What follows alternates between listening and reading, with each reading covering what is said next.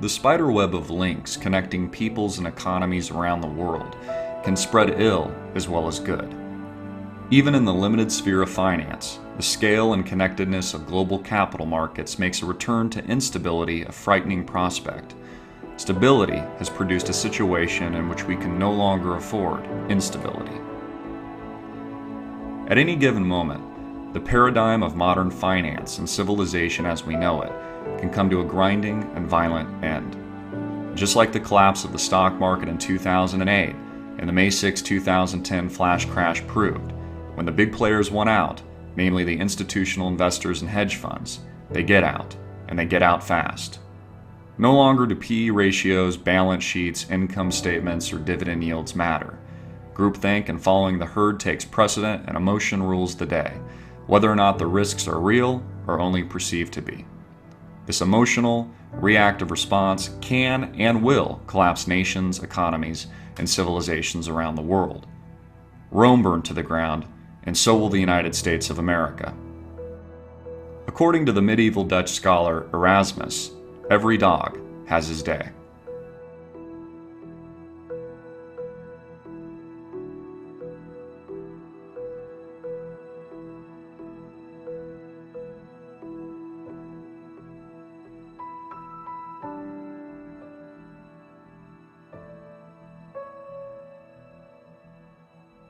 America, throughout its brief history as a loosely based democracy founded on the backs of slaves, has proven to be a nimble, aggressive, and exploitative nation. Find an advantage, secure an edge, natural resource, people, or economy, and then leverage that vulnerability until termination. Whether or not this is the near extinction of the American buffalo, the perpetual wars in the Middle East, the slaughter of Native Americans, the African slave trade, the US dollar collapse, the growing American police state, or the capitulation of the credit system itself doesn't matter. American ideology in many ways is, and has always been, a disease. Our political system is no different from the royal governance of kings and queens of 1,000 years ago, and they rule over the ignorant peasants of the land today. We pay with our blood, our tears, and they throw us scraps. We toil their land, work their factories, pay their taxes, fight and die in their wars. They borrow our children's futures in order to secure their own, and indulge themselves egregiously with power, sex, money, and idol worship. They are the ruling class. They give the masses that they profit from the illusion of freedom, independence, and free will, while all the while enslaving our minds, souls, and manipulating our behavior. They promise us the same wealth, fame, and fortune that they possess, yet reinforce our obedience and predictably control us with fear. We are Pavlov's dog. The world created by this dominant ruling class is completely interconnected and dependent on the stability of one thing, the system. This system has grown increasingly fragile, complex, and unstable in recent years, and can no longer afford a mistake, imperfection, inefficiency, or unexpected shock. It's as if the elites are playing the game of blackjack with our lives. Gyrations in the stock market or in the technologically based market system itself are dominated by personal, hyperspeed quant trading computer programs that trade securities in nanoseconds. What happens when on a particular insignificant day, all these interconnected computers and technology decides to place a sell order instead of buy? If the Romanian stock market collapses, for example, this triggers an event in France. This spreads to Italy, Spain, Portugal, Ireland, and then quickly moves to its remaining banking counterparties in the United States, Asia, Africa, and the rest of Europe in the blink of an eye. All nations collapse at once and can't and won't survive without the other. You see, failure is not an option anymore, but a condition of the system. In order for the system to stay intact, the one that they created and built to fail, all parties, countries, markets, and technologies must support each other indefinitely and grow in perpetuity. The US dollar must remain the world reserve currency forever. Policy action and intervention by central banks around the world must coalesce perfectly and must never fail. We must all accept these conditions as undeniable truths that never and cannot change. Don't ask questions, just obey, because the consequences of any error in policy or judgment could quickly spell catastrophe. But everything is changing.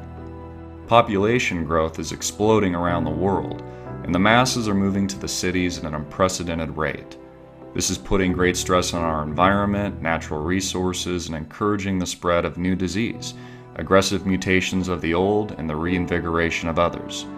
According to UN statistics, the percentage of population living in cities increased by about 37% between 1950 and 1995.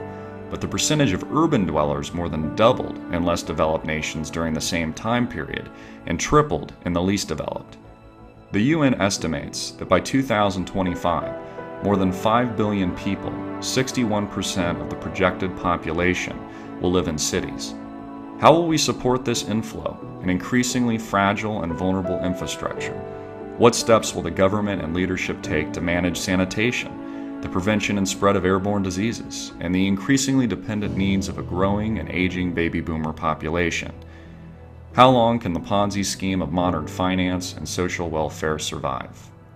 If it's not already abundantly clear by now, it should be. Fraud and corruption runs wild at the highest level of government and politics. The revolving door between banker, corporate executive, and politician blurs. Criminals run wild on Wall Street and reinforce their counterparts in Washington, while corporate titans campaign for sweetheart deals, bailouts, lucrative bonuses, and campaign donations. The rest of us live in the real world, or at least we think we do, and are chained and enslaved by the illusion of a capitalist, just, and moral system. Yet clearly one does not exist.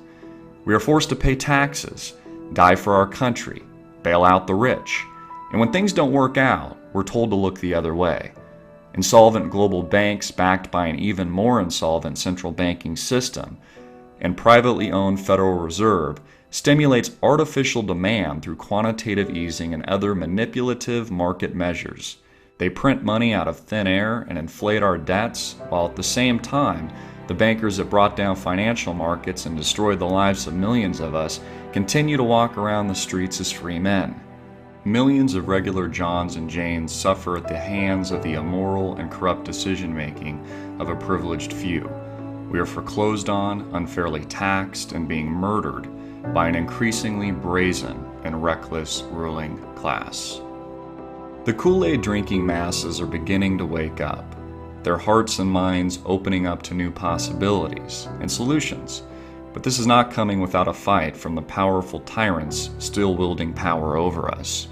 We are beginning to organize, ask questions, and speak our minds freely, only to begin to understand and realize how deeply ingrained and carefully planned the deception has been all along.